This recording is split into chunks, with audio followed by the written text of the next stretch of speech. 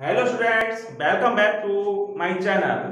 आज हम आपको लेके आए हैं एक नया step goodwill. Goodwill accounting standard 26 के अंतर्गत आता है। ठीक है बेटा, देखिए मीनिंग ऑफ गुडविल, देखिए मीनिंग ऑफ गुडविल। तो goodwill is the value of the reputation of a firm which enable it to earn higher profits in comparison to the normal profits earned by other firms in the same trade। अर्थात हम हिंदी बोलेंगे, ख्याति एक firm द्वारा दूसरी firm की तुलना में सामान्य लाभ से अधिक लाभ कमाने की क्षमता को हम ख्याति कहते हैं। ख्याति हमारी एक अमूर्त स्थायी संपत्ति है। क्लियर? देखिए बेटा, इंपोर्टेंट फैक्ट्स, महत्वपूर्ण तथ्य देखिए।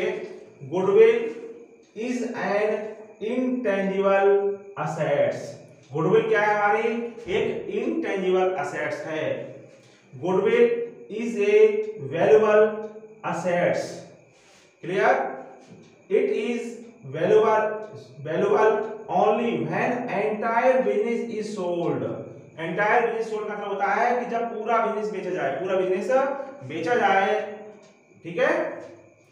अब देखिए बेटा, need for the valuation of goodwill, मतलब गुडविल के मूल्यांकन की आवश्यकता कब होती है? तो पहला पॉइंट है when there is a change in the profit sharing ratio among the existing partners। जब विद्यमान साझेदार अपने पुराने लाभ हानि अनुपात में कोई बदलाव करते हैं। when a new partner is admitted, जब नया साझेदार फर्म में प्रवेश लेता है तब। when a partner retires or dies, मर जाता है। क्लियर? जब रिटायर होता है और मर जाता है तब हमें वैल्यूएशन गुडविल की आवश्यकता होती है। when the firm is sold, जब फर्म को बेचा जाता है। when the firm is amalgamated with another firm, जब एक फर्म का दूसरी फर्म में एकीकरण हो जाता है। क्लियर? तो थे बेटा, ये आपने सीखे इंपोर्टेंट फैक्ट सीखे आपने। Need for valuation of goodwill सीखा आपने। अब सीखेंगे बेटा methods of valuation of goodwill, मतलब गुडविल के मूल्यांकन की विधियां। Usually there are 3 methods of valuing goodwill, मतलब गुडविल निकालने के प्रायः 3 मेथड प्रयोग में लाए जाते हैं।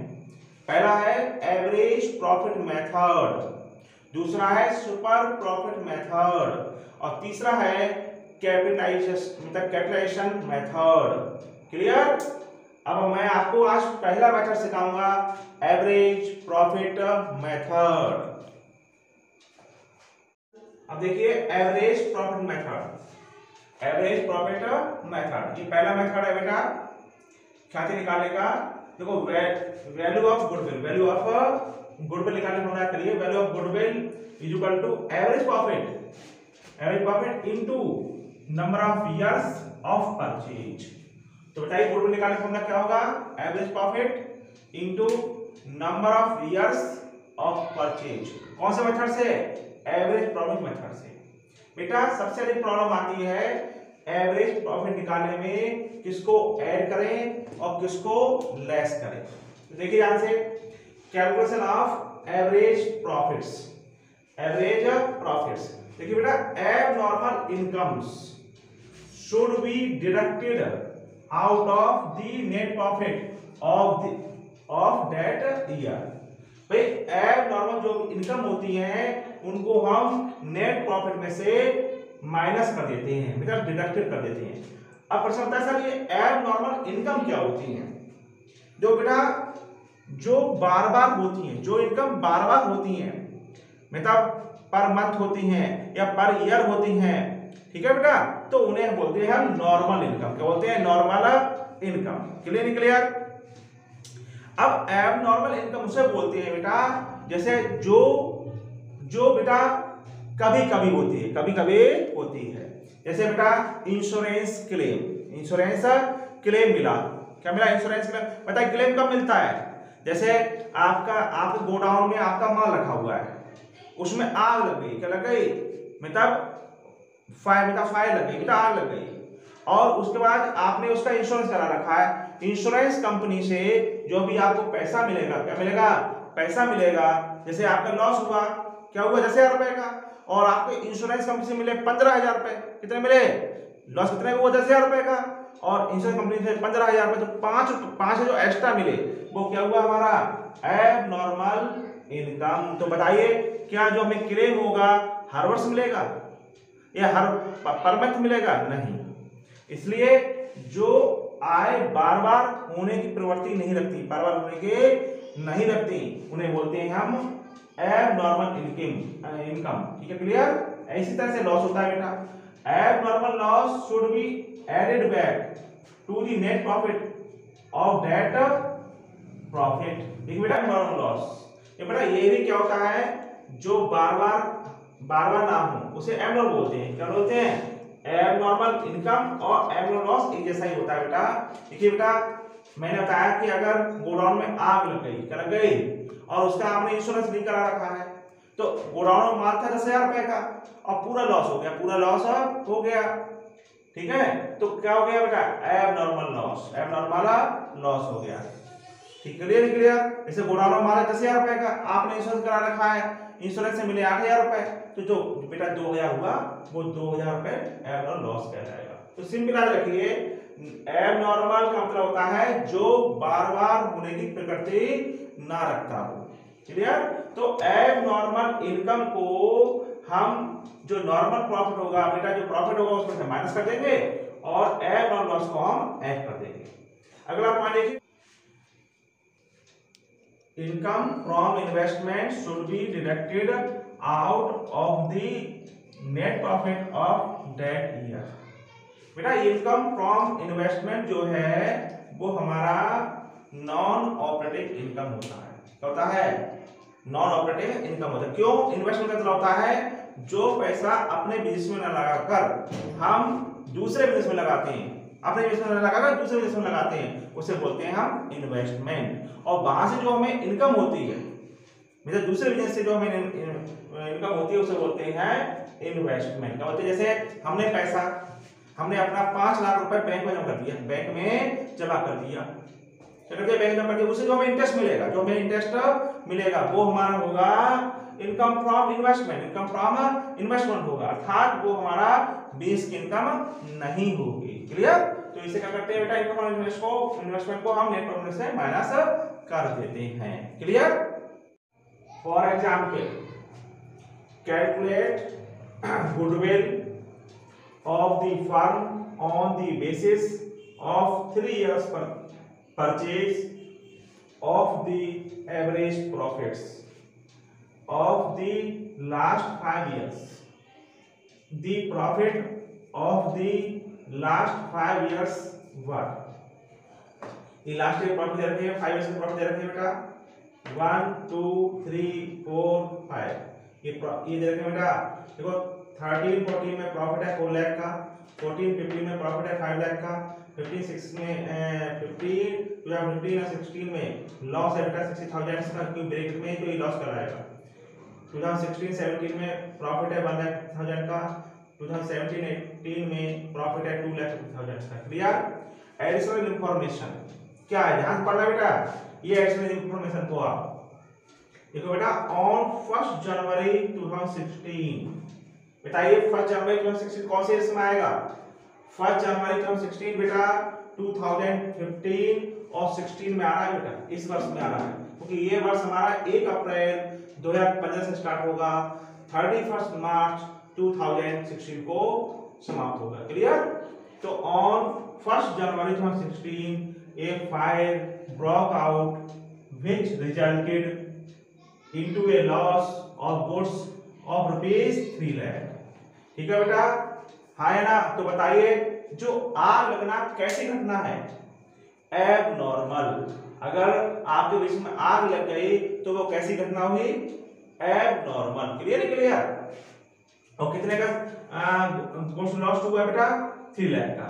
एक claim of ₹70,000 was received from the insurance company. भाई इंश्योरेंस कंपनी से कितने मिले? 70,000। तो बताइए हमारा लॉस ऑफ गुड्स कितना हुआ? 3 लाख का। क्लेम कितना मिला? 70,000। तो हम जो बोलेंगे एबनॉर्मल लॉस, क्या बोलेंगे?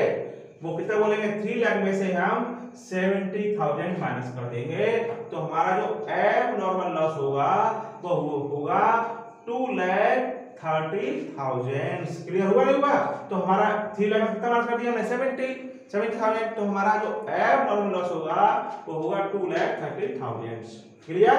तो बेटा एबनॉर्मल लॉस को हम क्या करते हैं बेटा? ऐड करते हैं। तो 2015 और 16 का जो हमारा लॉस होगा इसमें हमें ऐड करना है। अब है ड्यूरिंग द ईयर एंडेड 31 मार्च 2017, अर्थात इस वर्ष की बात हो रही है, इस वर्ष की बात हो रही है। ठीक है बेटा।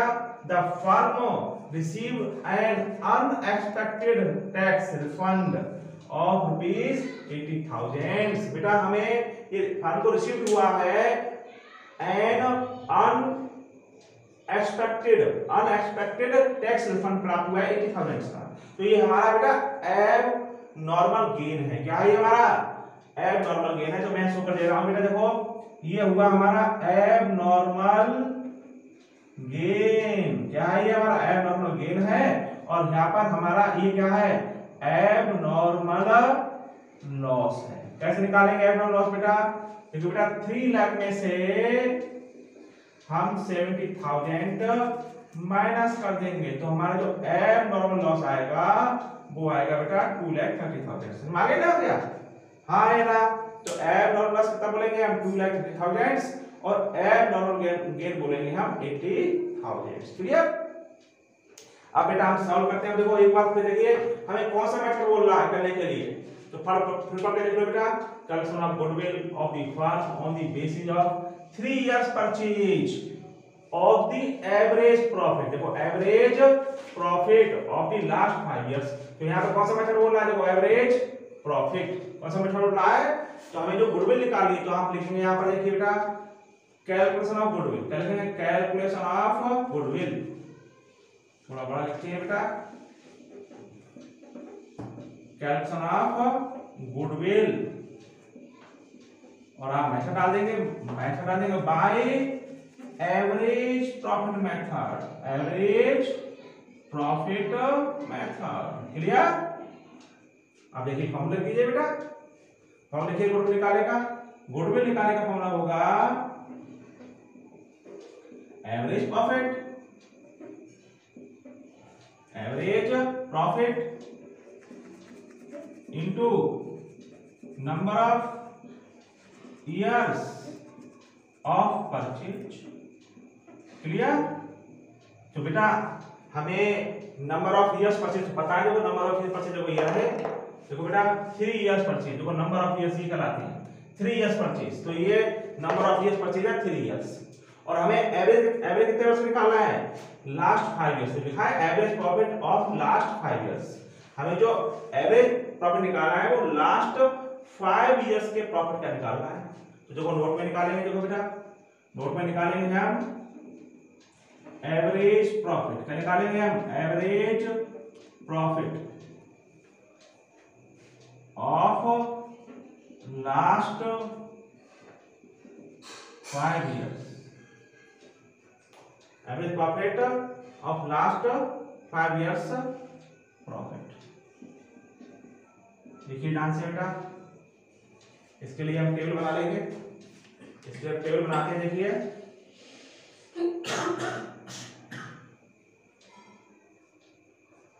जो टेबल देखिएगा बेटा आप लोग जरा, यहाँ पर ये लिख लेंगे 5 years है तो 1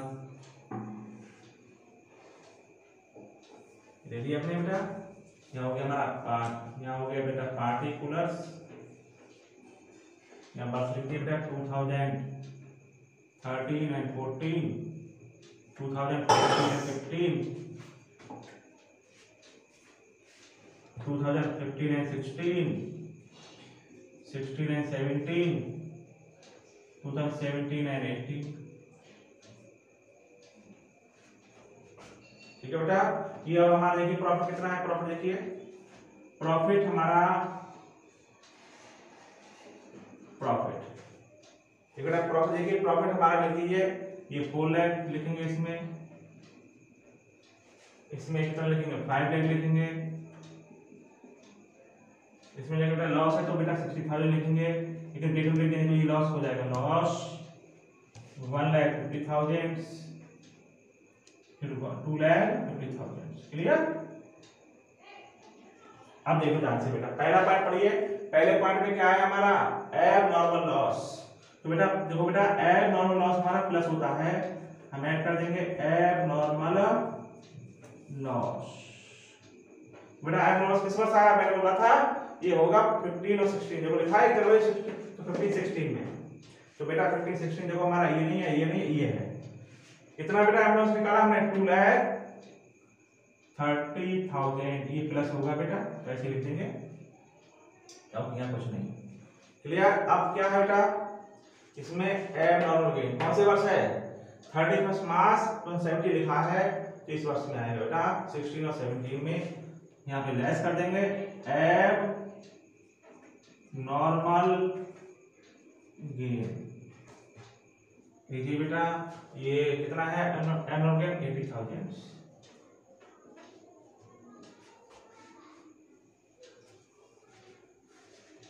इसे बोलते हैं हम बेटा एडजस्टेड प्रॉफिट। क्या बोलते हैं, एडजस्टेड प्रॉफिट बोल सकते हैं, एडजस्टेड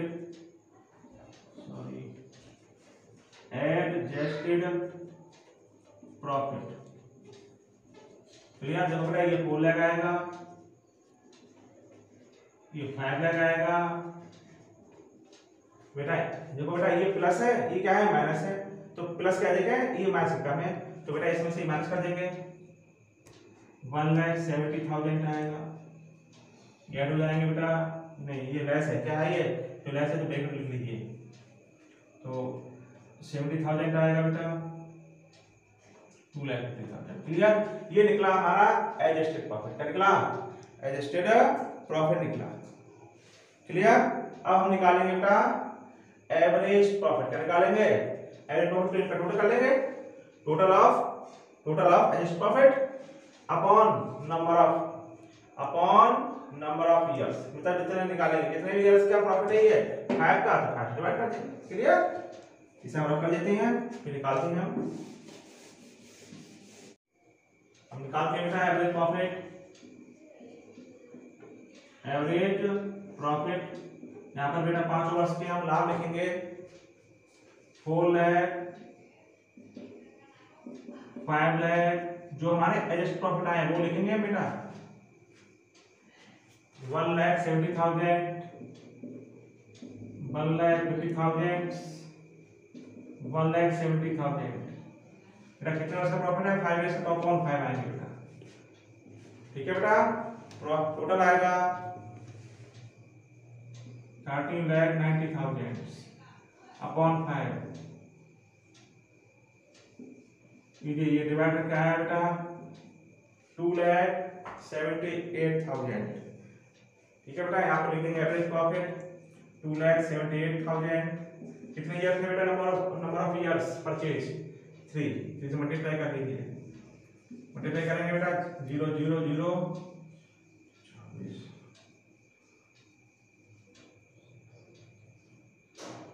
दीजिए बेटा 8,34,000 हमारी क्या आ गई बेटा, गुडविल आ गई।